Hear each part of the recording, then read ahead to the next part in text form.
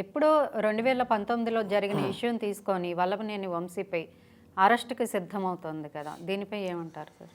ఇప్పుడు దేశవ్యాప్తంగా సుప్రీంకోర్టు ఆదేశాల మేరకు ప్రజాప్రతినిధులు అనేది వాళ్ళకు సపరేట్గా కోర్టు నియమించారు ప్రతి దగ్గర కూడా.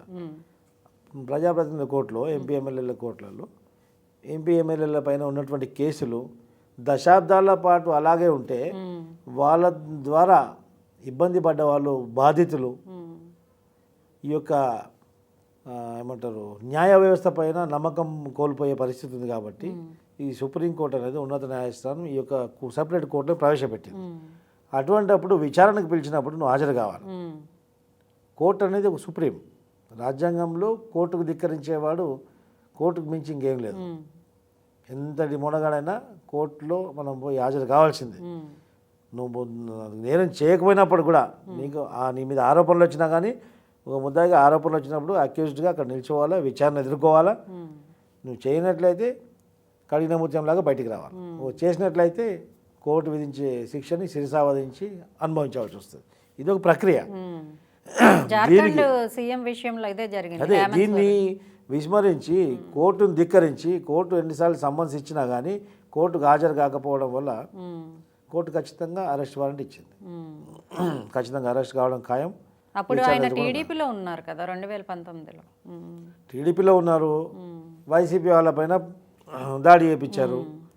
ఇప్పుడు వైసీపీలో ఉన్నటువంటి ఆ నాయకుడు మా దగ్గరకు వచ్చిండు.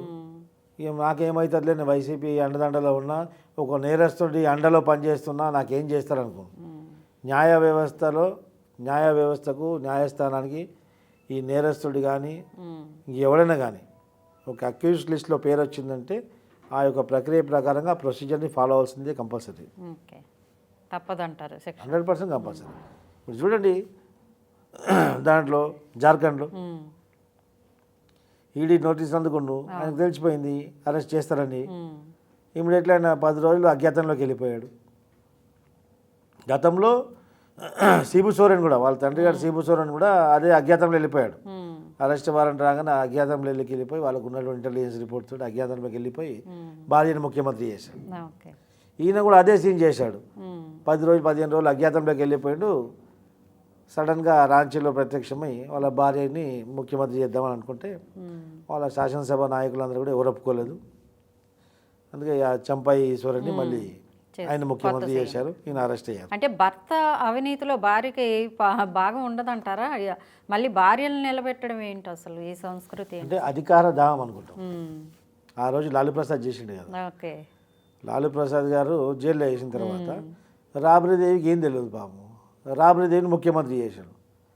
జైల్లో ఉన్న ముద్దాయిని కలిసి టిఫిన్ తీసుకురావడానికి రాబ్రీదేవి హెలికాప్టర్ నుంచి తీసుకొచ్చి 2 రొట్టెలు తీసుకొచ్చి ఉల్లిపాయ పగలగొట్టి ఆయనకు పెట్టి తినిపిస్తుంది.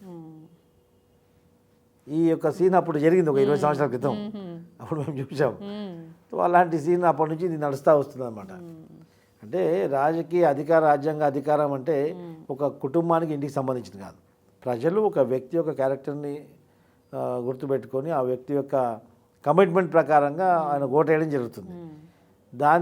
నాకు అధికారం ఇచ్చారు, ఈ అధికారం నా తర్వాత నా కుటుంబ సభ్యులే అనుభవించాలి, నా కుటుంబ సభ్యులే వీళ్ళ పరిపాలన ఉండాలని చెప్పేసి అనుకోవడం అనేది తప్పు, అప్రజాస్వామ్యం కూడా. ఇప్పుడు ఢిల్లీ లెక్కర్ స్కామ్లో కేజ్రీవాల్కి 5వసారి నోటీసులు ఇచ్చింది ఈడీ. మరి సేమ్ కేసులో కవిత గారు కూడా ఉన్నారు ఇక్కడ తెలంగాణలో ఎమ్మెల్సీగా. మరి ఆవిడకి ఎందుకు పక్కన పెట్టారు? కేంద్ర ప్రభుత్వం ఏం చేస్తుందని అంటే కేంద్ర ప్రభుత్వం కూడా ఒక చెడ్డపేరు తెచ్చుకుంది దీనివల్ల. ఈడీ అనేది అది స్వయం ప్రతిపత్తి కలిగినటువంటి వ్యవస్థ. కొంతమందికి ఫస్ట్ నోటీస్ ఇవ్వగానే సెకండ్ నోటీస్ తీసుకొని లోపల పడేయడము, కొంతమందికి నోటీసులు ఇచ్చినా కానీ విచారణ ఎదుర్కొన్నా కానీ వాళ్ళ మీద ఏమి యాక్షన్ తీసుకోకపోవడం. సో ఇండైరెక్ట్గా బ్యాక్ ఎండ్లో కేంద్ర ప్రభుత్వం యొక్క పెద్దలు దీని వెనుక ఉండి నడిపిస్తున్నట్టు ఈ యొక్క నైతికత కోల్పోతుంది.